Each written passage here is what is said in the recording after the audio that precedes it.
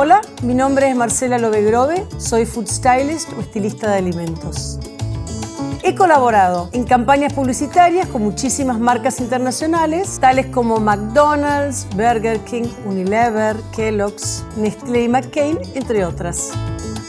También hace 4 temporadas que tengo mi propio programa de TV, Recetas de Familia, en el canal El Gourmet. En un mundo plagado de imágenes, lograr que un plato se destaque dejó de ser algo intuitivo y requiere de cierto conocimiento. Para eso es necesario conocer cómo manejar los alimentos y su entorno para llevarlos frente a cámara y potenciar visualmente sus cualidades y su sabor.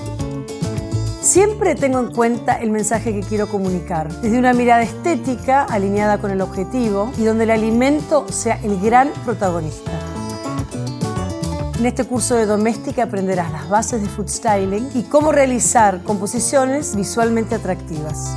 Como proyecto final, producirás 4 fotos de 2 comidas, una salada y una dulce, donde tendrás que variar la luz, el ángulo y la vajilla. Primero, te introduciré al food styling, a su historia y a sus herramientas básicas de trabajo. También te mostraré props, utilería y attrezzo, piezas fundamentales en toda imagen gastronómica.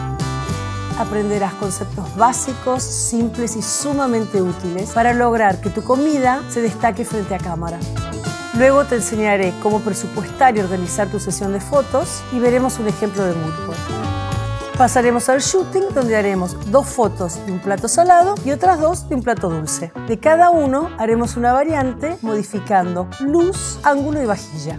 Para terminar, veremos juntos el resultado de las imágenes. Al finalizar este curso, sabrás qué aspectos tener en cuenta al momento de hacer una foto gastronómica que cumpla con el objetivo que te habías planteado. Para hacer este curso necesitarás un plato salado y uno dulce, vajilla, cubiertos, telas, fondos y una cámara profesional o de un teléfono. Pero siempre tendrás la posibilidad de resolverlo con elementos más simples que tengas a disposición. Aprende cómo preparar tus alimentos para ver y no para comer.